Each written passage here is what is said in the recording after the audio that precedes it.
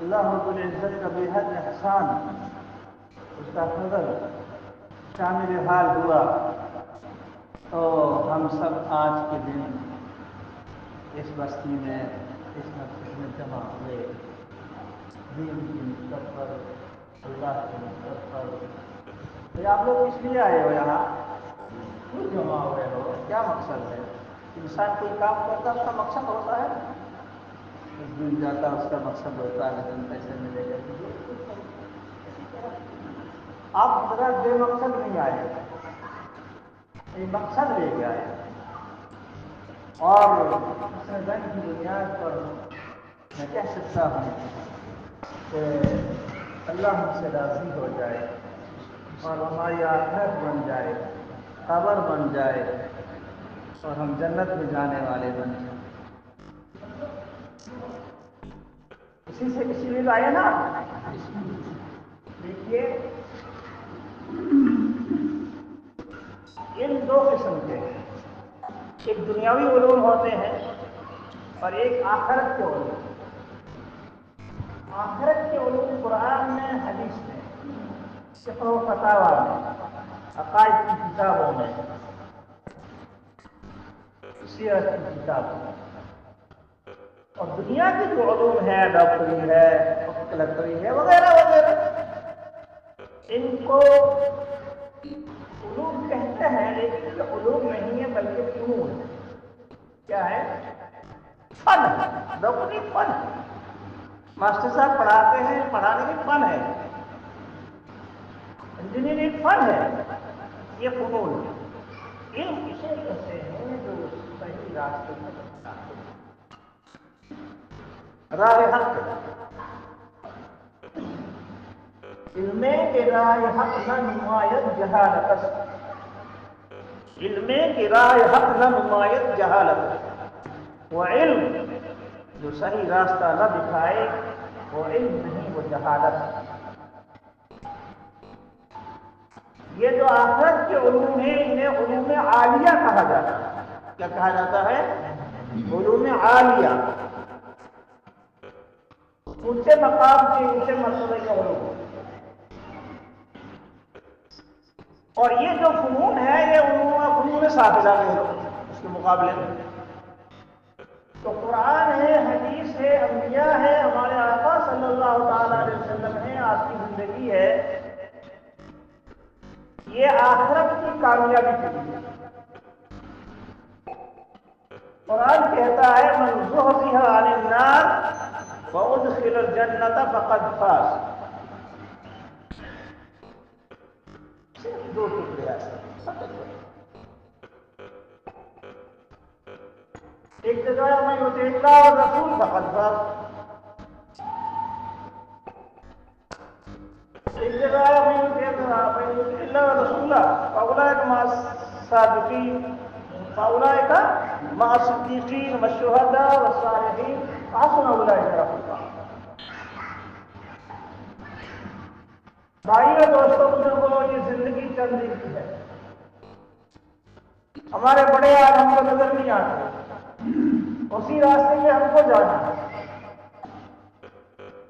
منو مٹی قبر کے نیچے دبا کے آ جائیں گے، رشتے دار چند دن یاد کر لیں گے، پھر بھول جائیں گے۔ ہماری یہ زندگی ہے چند دن کی، یہ بننے کی یا بگڑنے کی ہے۔ چاہے تو اس زندگی کو بنا لو اور آخرت میں کامیابی حاصل کر لو، اور چاہے تو اس زندگی کو منمانی گزار کے بگاڑ لو اور اپنے آخرت برباد کرو۔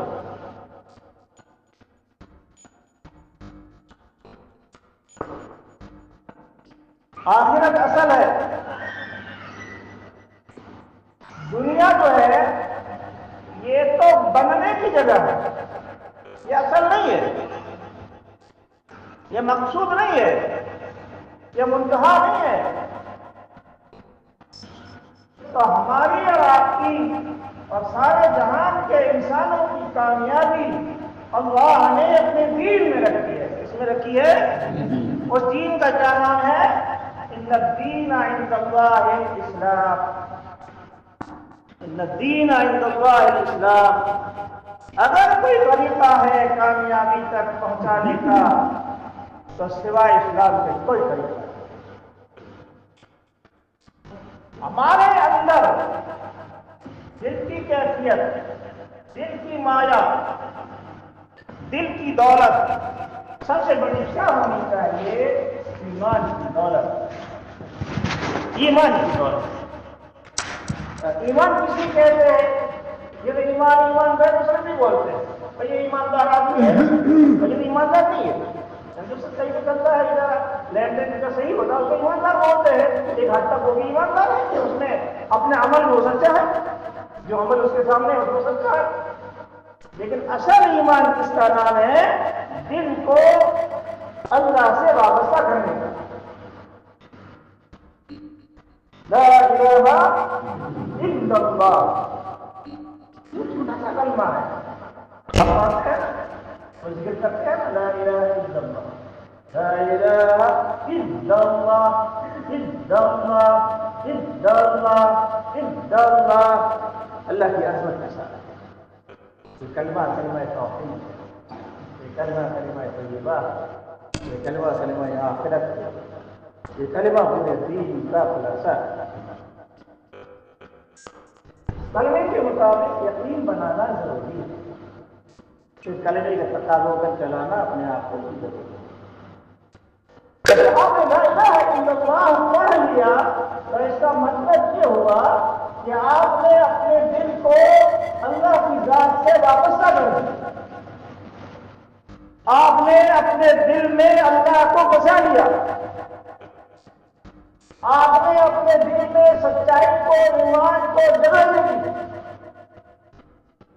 آپ نے اپنے یقین کو آخرت پر مضبوط بنا لیا۔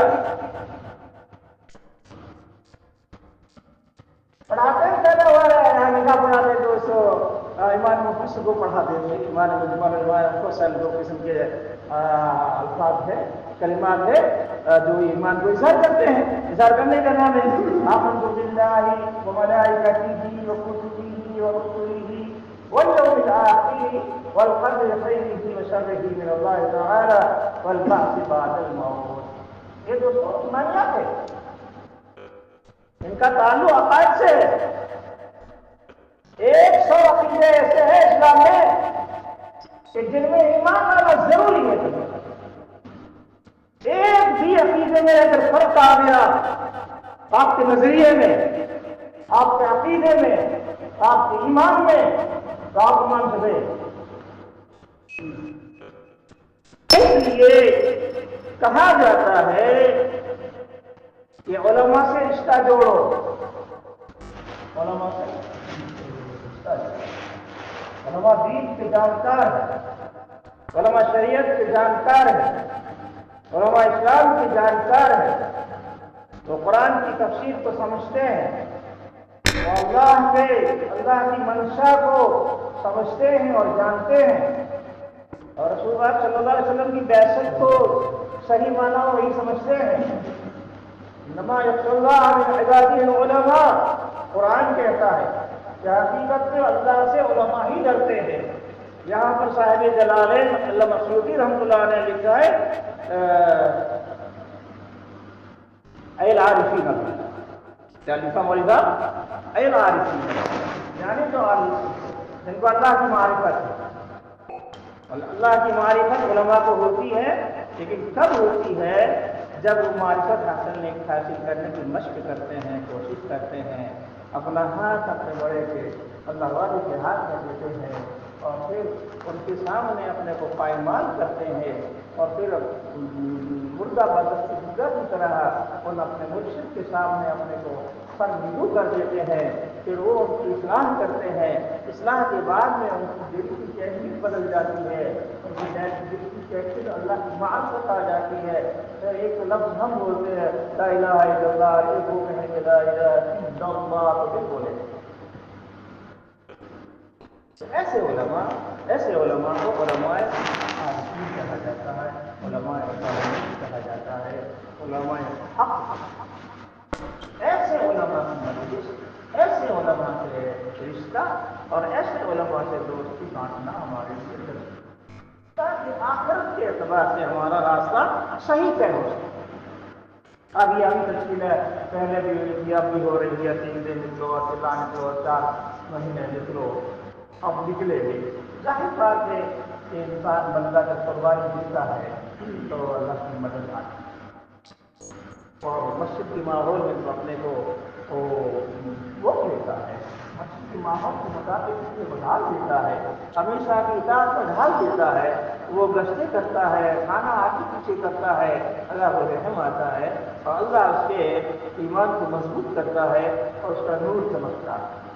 تو لیکن جب علم کی آگے روشنی نہیں ملتی، علم کی ہدایت نہیں ملتی، تو واپس آ کے وہ گاؤں میں کیا کہے گا کہ ارے یہ مولوی صاحب کچھ نہیں کرتے، یہ دن کا کام نہیں کرتے، وہ مدرسے میں پڑھانے والا مقصد میں وہ تو تنخواہ دیتا ہے، وہ دن کا کام نہیں کرتا، دن کا کام تو میں کر کے آیا ہوں اور دن کا کام تو میں کرتا ہوں، ایسا اس کو پٹخ نہیں دے دیتا۔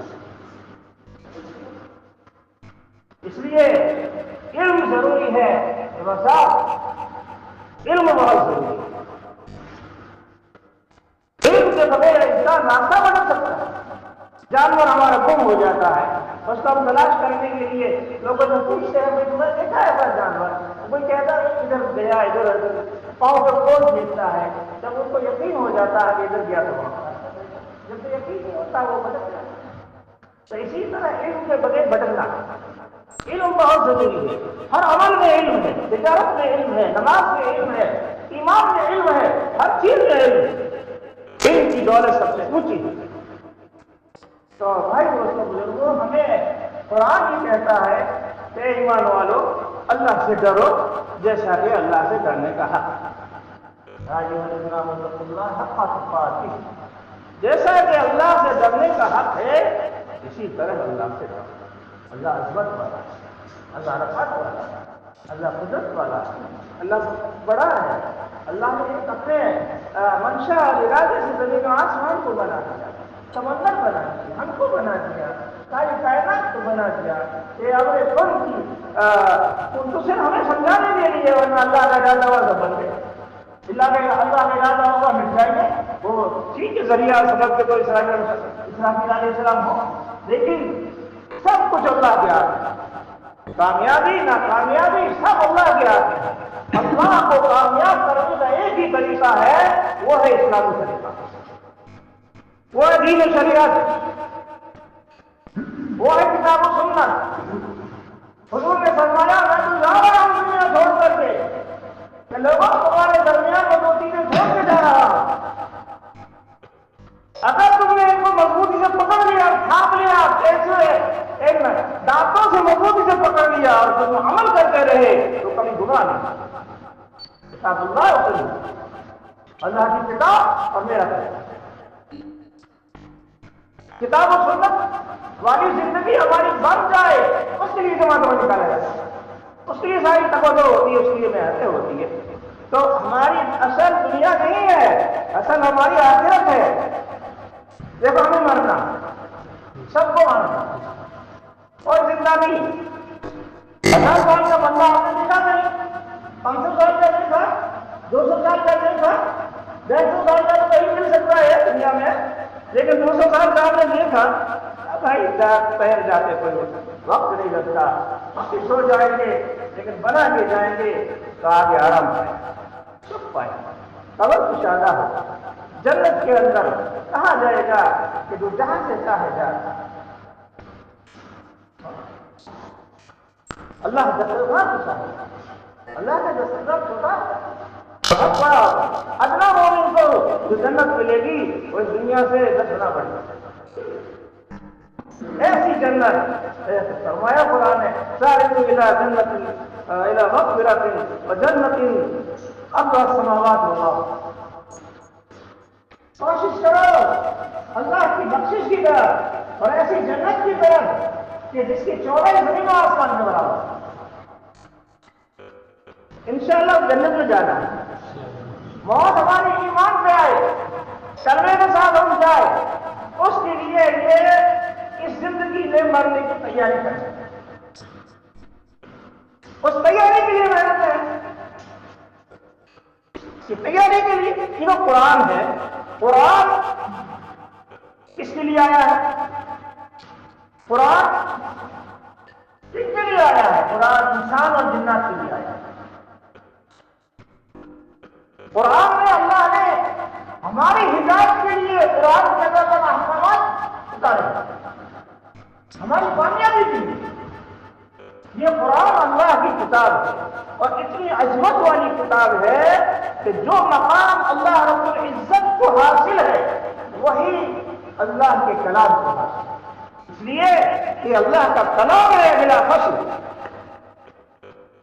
یہ صفت الہی ہے۔ حضرت امام احمد بن حنبل رحمۃ اللہ علیہ، اس وقت کے بادشاہ کا عقیدہ یہ تھا کہ قرآن اللہ کی مخلوق ہے، لیکن امام شاہ رحمۃ اللہ علیہ کا عقیدہ یہ تھا اور حق تھا کہ قرآن اللہ کی صفت ہے اور صفت لازمہ ہے، مخلوق نہیں ہے۔ القرآن کلام اللہ غیر مخلوق، قرآن اللہ کی کتاب ہے، اللہ کا کلام ہے، اللہ کی باتیں ہیں جس کو پیدا نہیں کیا گیا ہے بلکہ اللہ کی صفت ہے۔ اس لیے قرآن کو وہی عظمت حاصل ہے، اتنا بڑا عظمت والا قرآن یہ سب سے بڑی کائنات کے اندر اشرف مخلوقات کے لیے اتارا گیا، ہمارے لیے اتارا گیا، ہماری ہدایت کے لیے اتارا گیا ہے۔ اس کتاب کے مطلوب ہم ہیں، انسان ہیں، کہ اس کتاب پر عمل کر کے آ جاؤ اور میں تمہاری جنت کے دروازے کھول دوں۔